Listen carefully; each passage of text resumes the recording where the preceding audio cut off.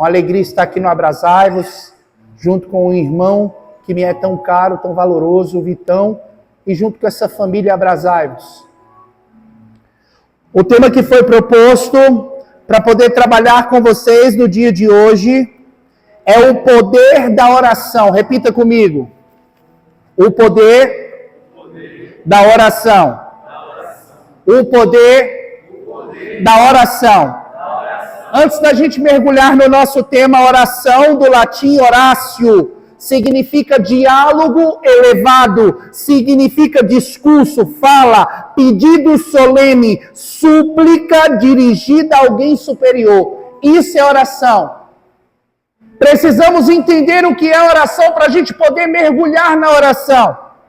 A oração é falar com Deus a partir da verdade do coração. O Catecismo da Igreja Católica, no número 2559, diz: a oração é a elevação da alma a Deus. Isso é oração. A oração, ela é um movimento da nossa alma, é um movimento do interior. Ela pode ser com palavras e sem palavras. Ela pode ser com as lágrimas e ela pode ser em silêncio. Isso é oração. Eu vou fazer uma distinção para a gente mergulhar bem a fundo no nosso tema, porque existe uma diferença entre oração, existe a diferença entre rezar. Rezar, do latim, significa recitare, significa repetir em voz alta, significa recitar, proclamar um texto, proclamar diante de Deus palavras sagradas. Então existe uma distinção entre oração e rezar. E a gente precisa entender a importância, porque os dois são importantes. A gente não pode fazer só um ou só o outro, porque os dois geram em nós frutos, que sem eles a gente não consegue progredir na vida espiritual. Catecismo da Igreja Católica, número 2701, diz assim: oração vocal é um elemento indispensável na vida cristã. Então existe a oração vocal, mas também tem a oração mental. A oração mental já é um nível mais elevado. É engraçado que quando a gente vai conversar com aquelas que são contemplativas, como as monjas, a minha melhor amiga é monja. E é engraçado porque às vezes a pessoa que ainda não deu muito passo na vida espiritual e chega e vai falar assim: ah não, eu tive uma contemplação. A monja já vai olhar para você, ela não vai manifestar, mas ela sabe que você ainda está confuso, porque a contemplação está no alto grau da vida espiritual. É igual quando as pessoas recitam o Santo Terço. E ali elas recitando o Santo Terço, elas acham que elas contemplaram um mistério. Como que elas contemplam um mistério se elas não conhecem que mistério que é esse? O Santo Rosário é resumo dos Evangelhos. Como que eu contemplo um mistério? Como que eu medito um mistério que eu não conheço?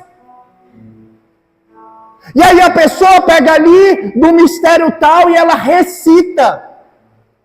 E acha que contemplou. Não, contemplação está além. E ela parte da vontade de Deus. A gente se prepara pela meditação, mas a gente só contempla se Deus permitir. E aqui para falar para vocês, porque eu gosto muito da prática, porque se a gente sai daqui sem a prática, depois a gente chega em casa e fala: como que eu posso progredir na vida espiritual se eu não sei para onde ir? Eu lembro que talvez quando eu tinha idade de muitos que estão aqui, quando eu experimentei Deus, quando eu tinha 18 para 19 anos, eu fiquei doido, parecendo um cachorro pitbull salivando, querendo Deus, querendo experimentar mais. Porque eu não sei, a gente faz parte de uma geração hoje medíocre. Uma geração que se acostuma com qualquer leveza, a pessoa arrepiou, ela já se acostumou com aquilo. E ela quer só arrepiar, meu irmão. Na minha época a gente não precisava pedir para as pessoas ficar de pé, botar a mão no coração, levantar os braços, começar a rezar, não precisava. Porque depois que eu experimentei Deus, eu queria mais, eu queria mais, eu queria mais, eu queria mais, eu queria todo dia, eu queria toda hora. Quando eu orei em línguas, então, pela primeira vez, acabou, meu irmão.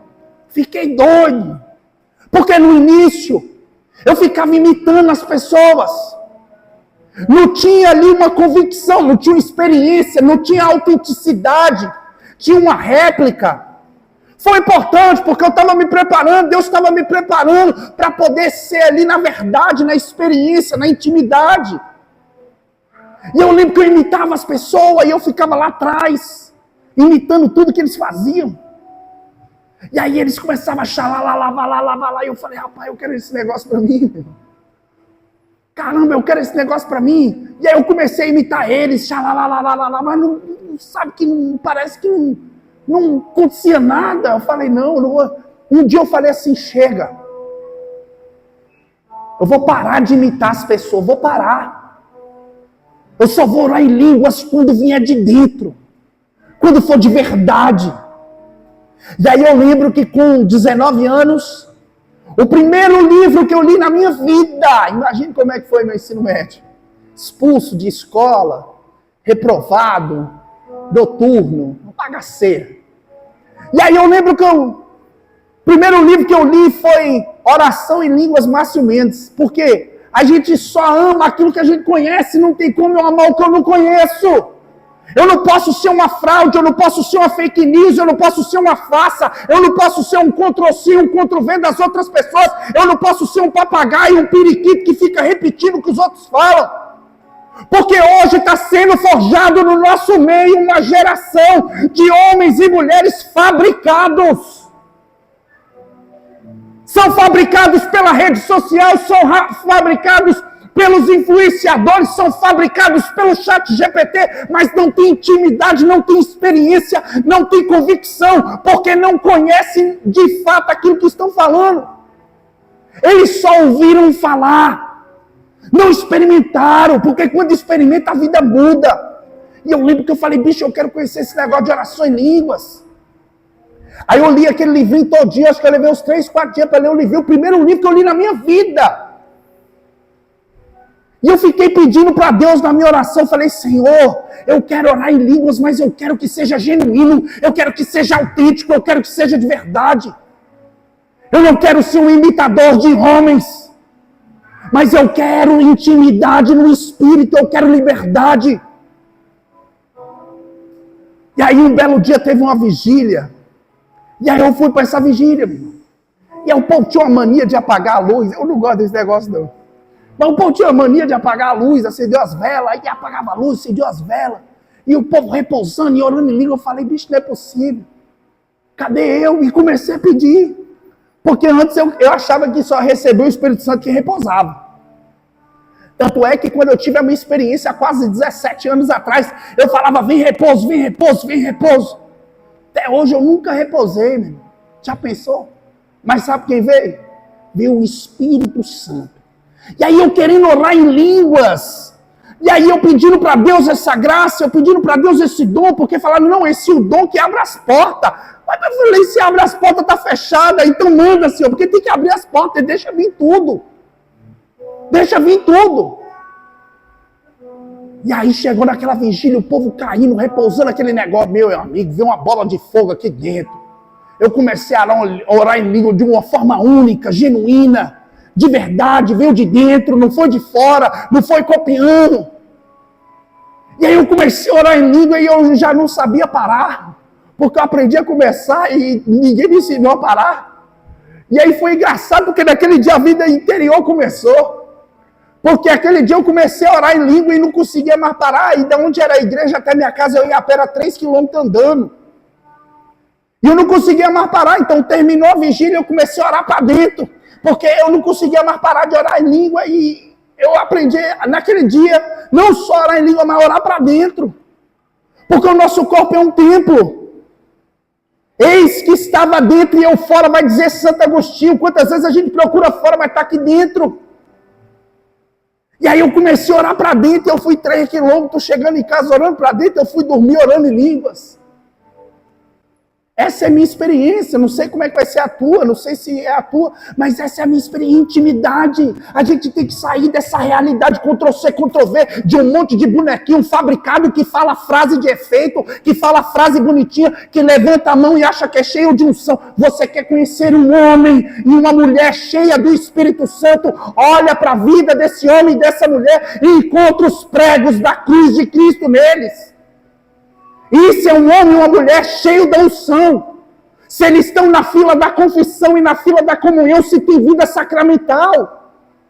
Se eles estão na prova e continuam dizendo sim. É muito fácil vir os bonequinhos aqui, Ctrl-C, Ctrl-V. Eu sou cheio do Espírito Santo, levanta a mão. Começa a expulsar até os demônios que estão na parede. Você acha que Deus veio e subiu no alto da cruz para mim ficar expulsando o demônio que está na parede? As pessoas entendem errado. Eu não estou aqui para ficar cheio de dom expulsando o demônio. Eu estou aqui para amar inteiramente a Jesus Cristo. Para entregar minha vida inteiramente para Ele. Porque as pessoas estão confundindo o campo, estão bananando tudo. Ah não, eu quero vir aqui para o Abrasai-vos, para me sair cheio dos dons aqui na praça. Para me pregar o Evangelho nas nações. Para mim ter não sei quantas visualizações, não sei quantos seguidores. Não, você quer seguir a Jesus Cristo, sabe o que ele fala? Renuncia a si mesmo, toma a sua cruz a cada dia e siga-me. Não tem sombra, água fresca. Não tem. Tem luta, tem prova, tem sangue, tem martírio branco e tem martírio vermelho. Tem entrega, tem compromisso. Olha como que iniciou esse grupo iniciou com uma oração poderosíssima, que diz assim, vinde Espírito Santo, enchei os corações dos vossos. Sem fidelidade o Espírito Santo vai encher o quê?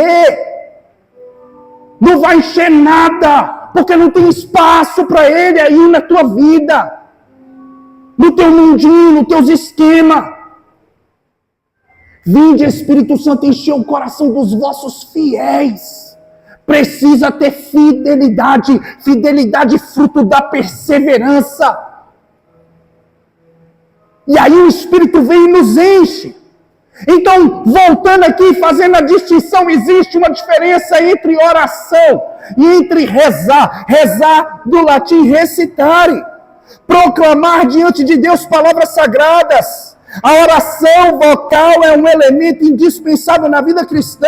Vai dizer o catecismo da Igreja Católica, rezar é falar com Deus com palavras aprendidas. Isso é rezar.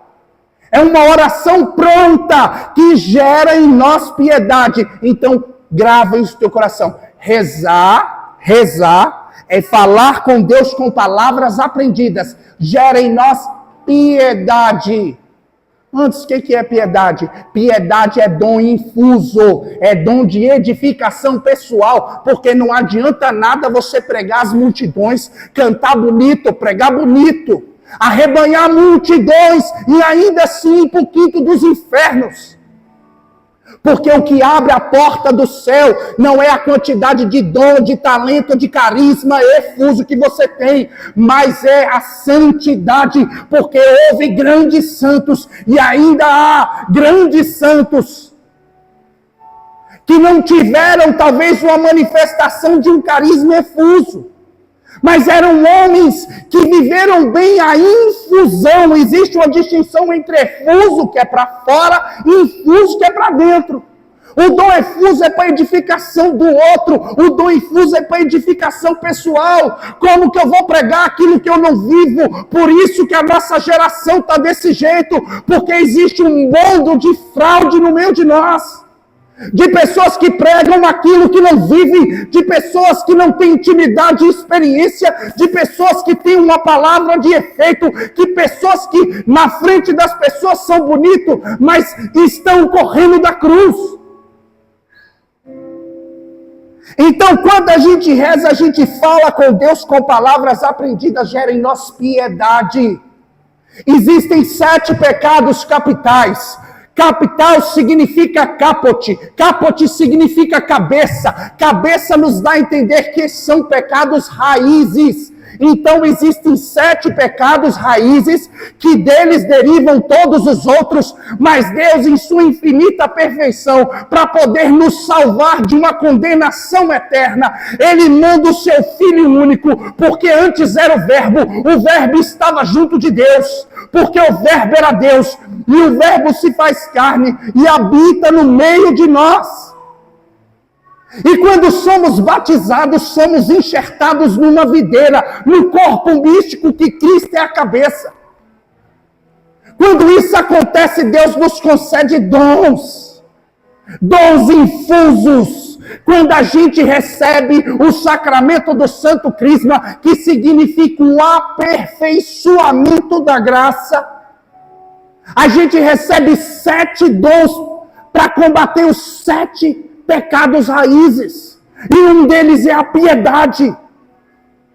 Então, quando eu rezo, eu falo com Deus com palavras aprendidas e gera em nós piedade, dom infuso. Quando eu oro, eu falo com Deus, com a minha própria vida. Sabe o que isso gera? Intimidade, intimidade, intimidade. Você precisa rezar, recitar, sim, mas você também precisa orar. É quando você ora, quando você faz da sua vida um próprio testemunho, uma própria oração. Quando você em silêncio está em oração, em palavras está em oração, imbuído em lágrimas você faz uma oração. Porque a oração, ela é genuína, parte de dentro da intimidade do interior com a própria vida. Isso é oração. Catecismo da Igreja Católica, ele diz, no número 2744, a oração é uma necessidade vital. Se é vital, é para a vida.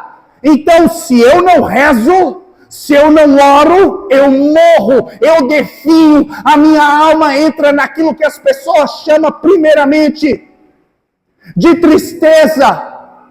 E a tristeza é uma das maiores armas do inimigo. Hoje eu poderia dizer que todos os profetas dessa terra estariam de luto, porque um grande irmão que eu não cheguei a conviver tirou a própria vida em depressão. Um homem que anunciou a palavra, um homem que evangelizou a muitos, mas um homem que sucumbiu diante da dor, diante da fragilidade, porque na frente das pessoas você vê o sorriso, na frente das pessoas você vê a autoridade, na frente das pessoas você vê o carisma, mas só Deus vê o que a pessoa passa lá no escondido, lá no secreto, lá no quarto fechado.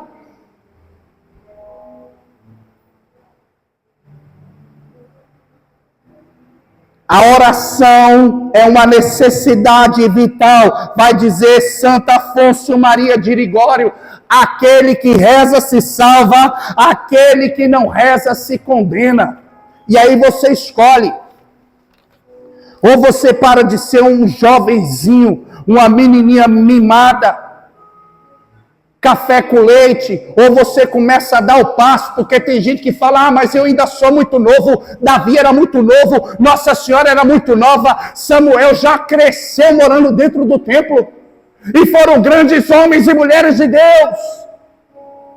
Então não me interessa se você é muito novo ou se você já tem idade, não me interessa se você tem muita experiência ou não tem nenhuma, porque Deus não escolhe os escolhidos, mas Ele capacita.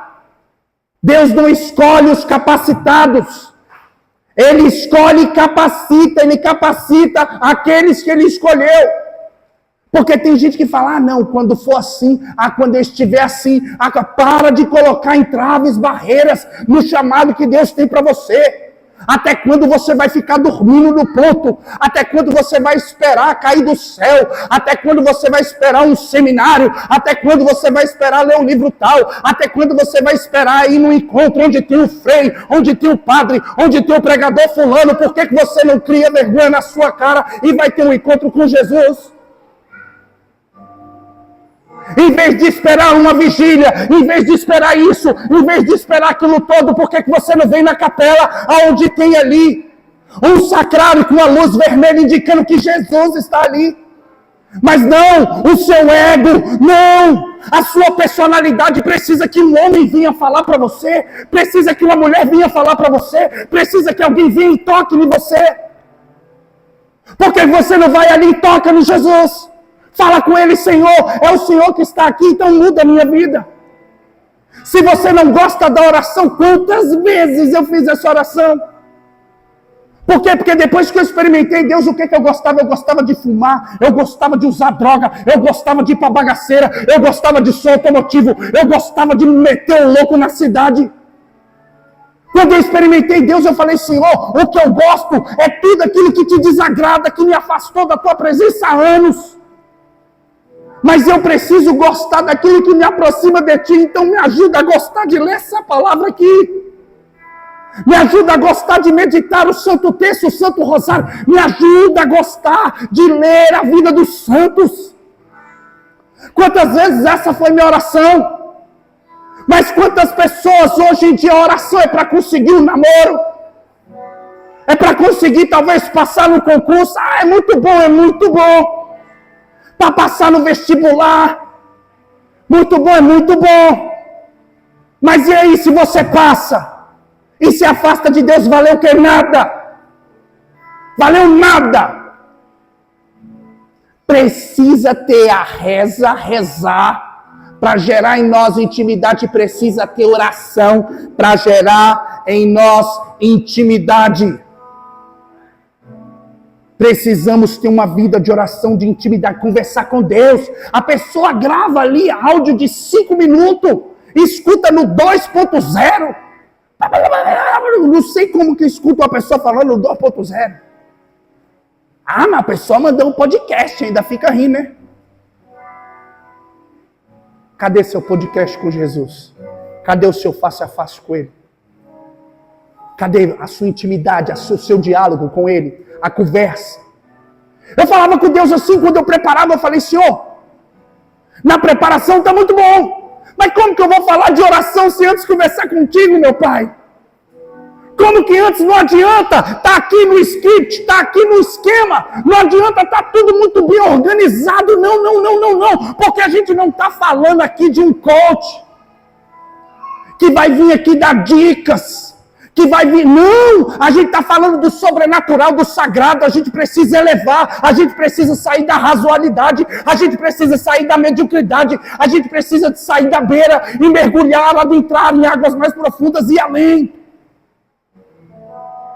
Sabe por que esse grupo está assim? Porque você ainda é medíocre, porque você não quer ir além, porque você está esperando de braços cruzados com que os outros façam tudo que você poderia estar fazendo e não faz. Porque você espera que as coisas aconteçam magicamente. Até você criar vergonha na sua cara e fazer aquilo que lhe cabe, assumir o seu posto. Se te pedirem para andar 1000 passos, ande 2000, característica de todos os santos, prontidão. Aprenda com Nossa Senhora que é modelo. Lucas, no capítulo 1, no versículo 39, diz que Nossa Senhora levantou apressadamente. Estou falando de uma jovem. Para você que está falando, mas eu sou muito novo. Estou falando de uma jovem que levantou apressadamente com seus 13 para 14 anos, grávida, para atravessar um deserto, para se colocar a serviço. Hoje a gente tem que implorar. Falou, meu filhinho, será que hoje você pode colocar uma cadeirinha no lugar? Será que hoje você pode ajudar a fazer tal coisinha? Servir a Deus é privilégio. Eu não tenho que chegar atrasado, chegar depois. Eu tenho que chegar antes. Eu tenho que me antecipar, eu tenho que levantar apressadamente, porque precisa ter no meu coração uma prontidão em querer amar o meu amado, em querer buscar Jesus Cristo, em querer entregar a minha vida inteira para Ele. Eu preciso ter intimidade com Ele em todos os momentos e fazer da minha vida uma oração. A minha vida precisa ser uma oração. As pessoas precisam olhar para mim e ver ali tem um homem diferente, ali tem uma família diferente, ali tem uma mulher diferente, porque aquela pessoa não está revelando ela mesma, mas aquela pessoa com as atitudes, com as escolhas, com as decisões, ela faz com que Cristo seja revelado. Precisamos fazer da nossa vida uma oração. Uma oração agradável ao Senhor, de um ser humano consumido, entregue, crucificado com Cristo para poder ressuscitar com Ele.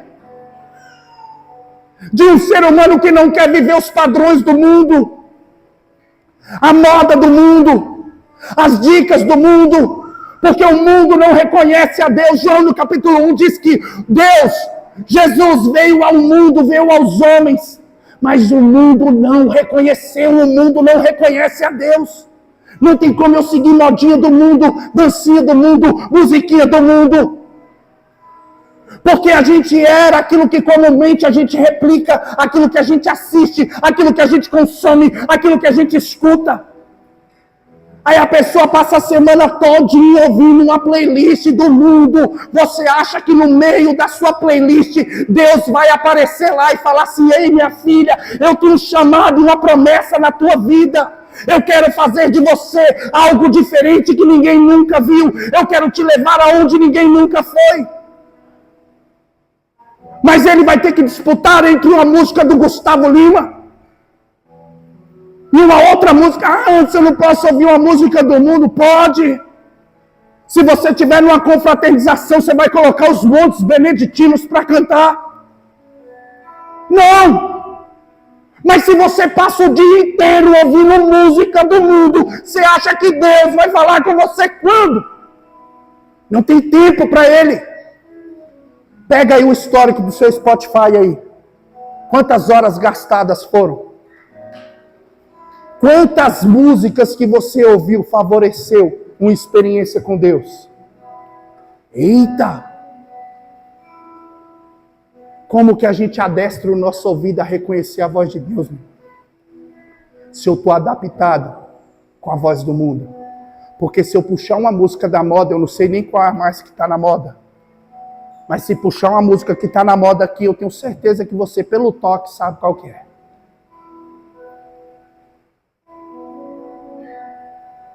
Agora, se puxar uma canção de louvor, será que tua alma vai dilatar? Será que ela vai sair do natural e mergulhar no sobrenatural? Porque às vezes, o sobrenatural e o extraordinário não acontece, não é culpa de quem está aqui na frente, não. Porque eu já tive a minha experiência com Deus. Eu tenho a minha intimidade com Deus. Eu não sou melhor que ninguém, eu sou o pior que está aqui. E por ser o pior, eu tenho que buscá-lo mais e mais. Porque o Anderson sem Deus é uma desgraça, a ausência da graça. Mas o Anderson com Deus, eu não consigo mais reconhecer o Anderson. O Anderson cheio de Deus, eu vejo em suas atitudes e escolhas que aproximam de Deus e que ajudam os outros a se aproximar. A gente precisa ter intimidade. A gente abre a nossa vida com tantas pessoas. Você revela intimidade sua para as amigas, para best friends, no grupo, na ligação, no FaceTime. Mas será que você tem partilhado as suas intimidades com Jesus? Será que você tem falado abertamente, claramente com Jesus? Será?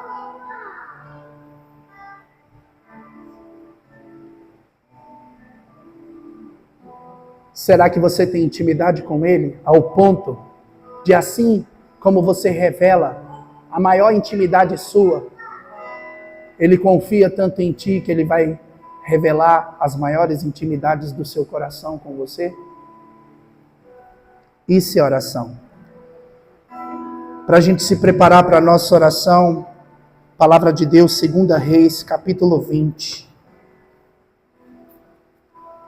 Do versículo 1 ao versículo 6.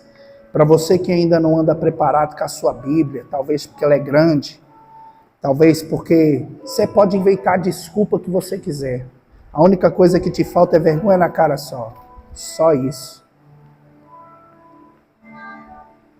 Palavra de Deus em 2 Reis, no capítulo 20, do versículo 1 ao versículo 6, a palavra de Deus diz assim: Naquele tempo, Ezequias foi atingido por uma enfermidade mortal. Veio o profeta Isaías, filho de Amós, ter com ele e disse-lhe: eis o que diz o Senhor, põe em ordem a tua casa, porque vais morrer, não sararás. Então, Ezequias voltou-se para o lado da parede e orou ao Senhor, dizendo: Senhor, lembrai-vos de que andei fielmente diante de vós, e de que com lealdade de coração fiz o que é bom aos vossos olhos.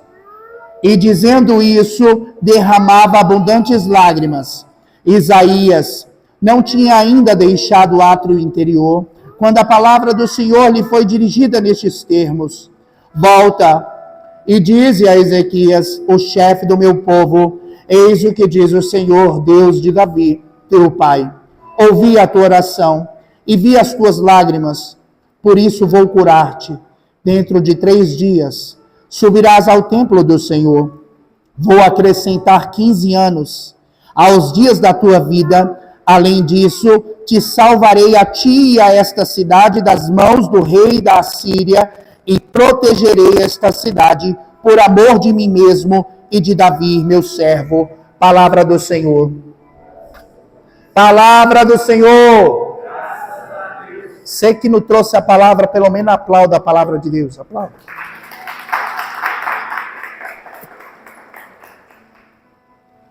A palavra de Deus está falando aqui de um rei. Está falando também de um profeta. Diz que o profeta recebe uma mensagem muito dura. Sempre quando eu leio e medito essa palavra, eu imagino como que estava o profeta Isaías diante dessa realidade. Ele, como profeta, aportar uma mensagem que tem que chegar no rei e falar assim: prepara a tua casa que você vai morrer. Imagine o profeta com a perna tremendo, tendo que entrar no palácio, tendo que passar pelo átrio, tendo que passar pelos guardas, tendo que passar pelos aposentos, até chegar no lugar do aposento real e virar para o rei e falar assim: prepara a tua casa que você vai morrer. Não é uma mensagem fácil, é uma mensagem dura, dolorosa. Você falar isso para um rei. E aqui é muito interessante, porque a grosso modo, se você olhar para essa passagem, parece que é uma cura instantânea. Porque imagine você, diz que o rei, ao escutar o profeta, diz que ele se volta para a parede e começa a orar a Deus.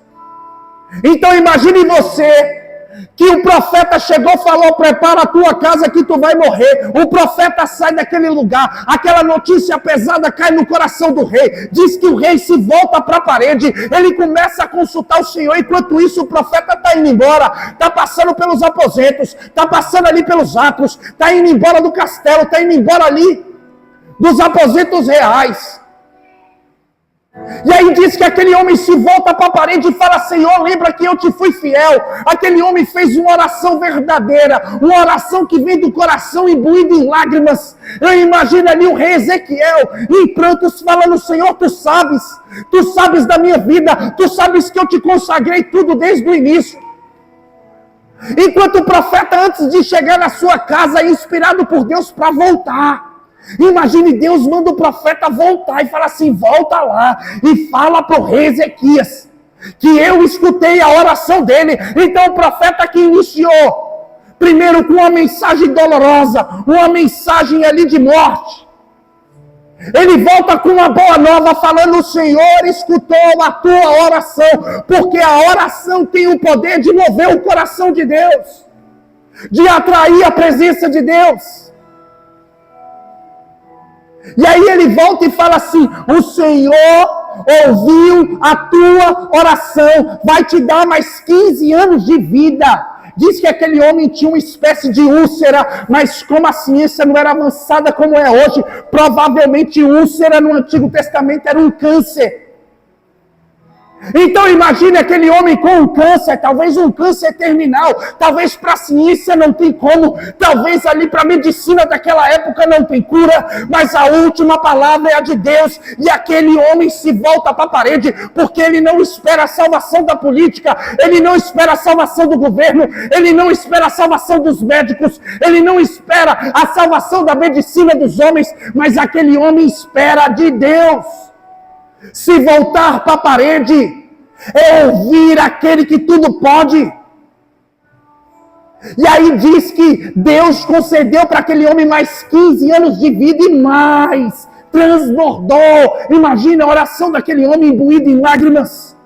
Diz que aquela oração transbordou ao ponto de Deus salvar todo o seu povo que estava cercado por um exército massacrante dos assírios. Uma oração que foi simples, porque às vezes a pessoa acha que para Deus fazer extraordinário, ela tem que ficar meia hora rezando. Meia hora orando. A oração verdadeira, ela vem da vida, ela vem da história, ela vem do coração. E essa oração, essa cura milagrosa, ela não é uma cura instantânea, sabe por quê? Porque a gente está falando de um rei chamado Ezequias. Mas o rei Ezequias era filho de Acás. Existiam alguns Acás nas Sagradas Escrituras, mas tem um rei chamado Acás em Judá. E é engraçado que quando você lê o livro do Reis, fala assim, fulano de tal assumiu o reinado com tal idade, fez aquilo que agradava o Senhor, mas em outros pontos você vai ver que fulano de tal assumiu o reinado, fez aquilo que não agradava o Senhor. Ou então a gente vai ver ainda uma terceira realidade que fala fulano de tal fez o que agradava o Senhor, mas não destruiu os lugares altos. Com cada um deles podemos aprender para os nossos tempos de hoje. Quantas pessoas não fazem aquilo que agrada o Senhor, mas faz aquilo que agrada o seu umbigo, faz aquilo que agrada o seu ego, faz aquilo que agrada a sua autoimagem, faz aquilo que agrada a sua personalidade, faz aquilo que agrada o seu perfil. Mas existem aqueles que fazem aquilo que agrada o Senhor. E destruir os lugares altos, são aqueles que se comprometeram com Deus, são aqueles que cortaram o cordão, são aqueles que anularam os contratos com Satanás. Mas também existem aqueles que fizeram o que agradava o Senhor, mas não destruíram os lugares altos. Essa é a pior raça que tem. É a raça que, infelizmente, a gente tem que conviver, olhar na cara e ver aquelas pessoas que até faz o que agrada o Senhor, mas continua com contratos com Satanás e fala, ah não, agora eu quero ser um jovem de Deus, mas eu ainda quero continuar chupando uma mangueira e cuspindo uma fumaça. Ah não, eu quero ser um jovem de Deus, mas eu ainda quero continuar fumando um paiol, eu ainda quero um cigarro de baile, eu ainda quero beber uma cerveja, eu ainda quero beber um combo com energético e vai assinando contratos com Satanás. Ah não, eu quero ser um jovem de Deus, mas eu quero manter ali uma vida sexual ativa, eu quero ter uma namorada que vira e mexe, a gente cai, depois corre ali e se confessa. As pessoas não rompem, não destroem os lugares altos. Ela não entrega tudo para Deus, ela vai só até determinado ponto. As Sagradas Escrituras chamam essa realidade em Apocalipse capítulo 3, versículo 15 e 16. Oxalá fosse quente ou fosse frio, mas como você é morno, será vomitado. Antes essa mensagem é um pouco dura. Claro, para você despertar do torpor, da sonolência, dos encantos que o mundo tem te seduzido e te levado para o quinto dos infernos. Para que você se entregue inteiramente para Deus e rompa com os lugares altos. Quantas pessoas estão dentro da igreja, mas ainda lê um horóscopo? Quantas pessoas já estão dentro da igreja, mas estão culminadas com coisas mundanas? Quantas pessoas querem ser um homem e uma mulher de Deus, mas passam o dia mergulhado em músicas mundanas? É igual quando as pessoas perguntam, aí, o que fores ver no deserto?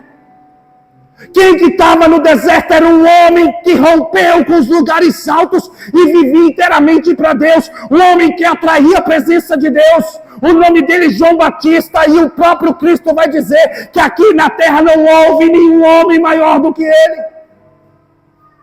Quem que fores ver no deserto era um homem consumido. Comia gafanhoto e mel. Imagina a aparência de João Batista, devia ser chupado as bochechas para dentro. O homem que vestia pele de camelo, o que fores ver no deserto. Para você ser um grande homem de Deus, uma mulher de Deus, ou você entrega tudo, ou você não entrega nada. Porque ou você é frio, ou você é quente, o morno é vomitado. Precisamos aprender com o santo Karl Kutz.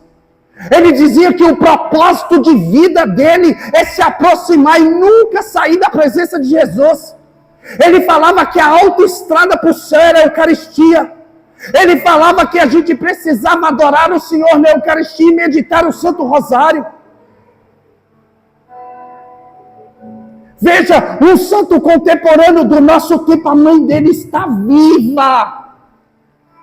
A mãe dele está viva e pode olhar e pedir a intercessão do próprio filho no alto da glória do céu.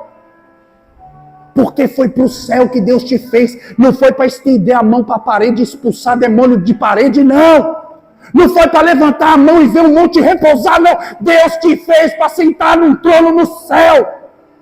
Mas para você chegar lá, você precisa morrer para você mesmo. E viver inteiramente para Deus. Romper com os contratos.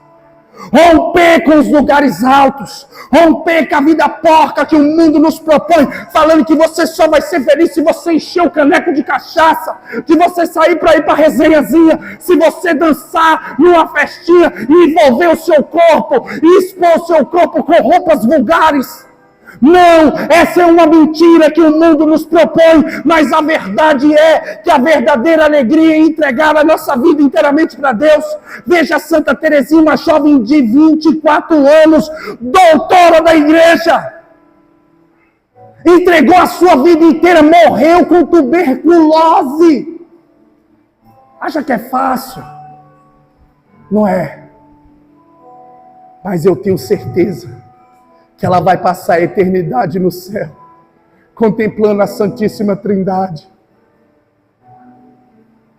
Viver na verdadeira alegria, que nada aqui no mundo podia propor, podia entregar, podia oferecer. Ela entregou tudo, e Deus se entregou todo para ela. E aí a gente pega o rei Ezequias. Não é um homem que fez uma oração instantânea e Deus acolheu. Não. Filho de Acás. Acás foi um homem que fez aquilo que não agradava o Senhor. Inclusive tinha práticas pecaminosas. Porque ele pegou o próprio filho e levou ele para ser batizado passando pela fogueira. Práticas pagãs. Em outras palavras, ele subornou, pagou propina. Não! Consultou o Senhor e esperava a proteção divina, mas ele pagou uma propina para ser protegido por outro reino, por outros povos. Era um homem que tinha aliança não com Deus, mas com os homens. Acás, o pai do rei Ezequias. Era um homem que tinha contratos com Satanás. Era um homem que vivia conforme a inteligência mundana. Era um homem que vivia conforme as aparências mundanas. Era um homem que buscava seguranças concretas. Por isso não vivia de fé. Porque fé é acreditar naquilo que não se vê. E ele precisava ver que a segurança dele estava ali. Porque era um exército que ele comprou à base do ouro e da prata. Ele manteve os lugares altos, cultuou os deuses pagãos, conforme o costume daquela época, ou seja, ele fazia aquilo que ele costumava ver, enquanto os jovens hoje fazem aquilo que ele costuma ver. E ele vê todos os jovens da faculdade bebendo, ele quer beber. Ele vê todos os jovens do grupo, da quadra, da realidade dele, da idade dele, fazendo tal coisa, perdendo a virgindade, e ele quer fazer. Não está distante de nós essa realidade de cultuar os deuses. Quantas pessoas hoje cultuam a si mesmo? É a realidade fit, né? O corpo tem que ser muito bonito. Não é assim? E a alma, como é que está? Definhando.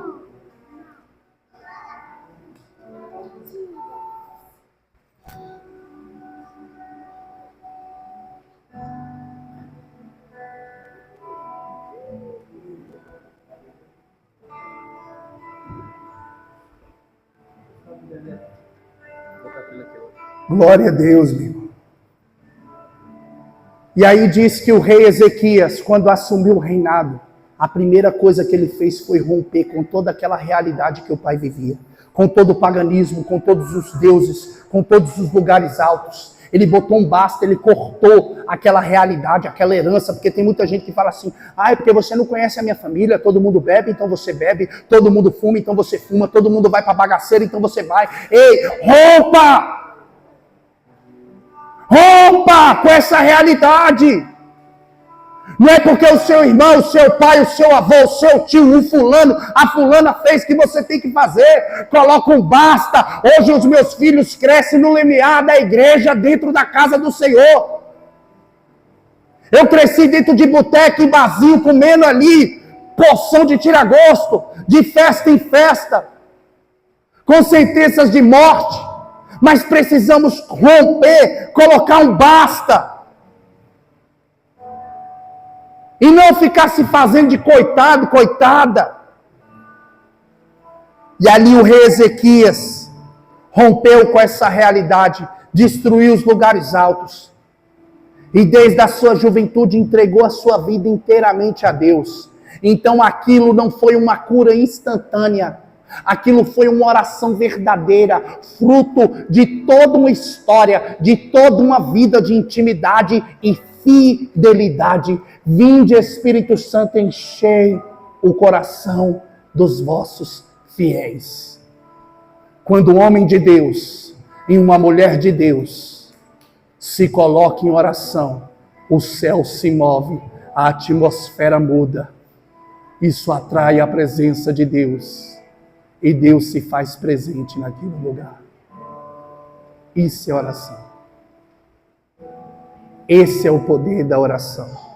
Atrair o coração de Deus. Atrair a presença. Atrair a presença. Como que o teu corpo, como templo, vai atrair a presença de Deus, se esse corpo passa o dia inteiro ouvindo as coisas do mundo, assistindo as coisas do mundo, está habituado à realidade do mundo. Deus nunca vai se fazer presente. Então você precisa se esvaziar. A igreja chama isso de kenosis. A gente precisa se esvaziar de tudo isso que os nossos olhos consomem, os nossos ouvidos consomem, que a nossa boca fala ou que o coração está cheio. E vazios de nós mesmos, de tudo. Assumindo quem nós somos, atrair pela oração a presença de Deus. E quando Deus se faz presente, tudo pode acontecer. Para a gente ir para a nossa oração, há umas 3 semanas atrás, eu como missionário, minha família missionária, a gente enfrenta muitas lutas. Eu me recordo que há 4 semanas atrás, teve um dia muito difícil na minha casa, porque primeiro a gente passou por uma humilhação pública, levamos uma punhalada muito grande.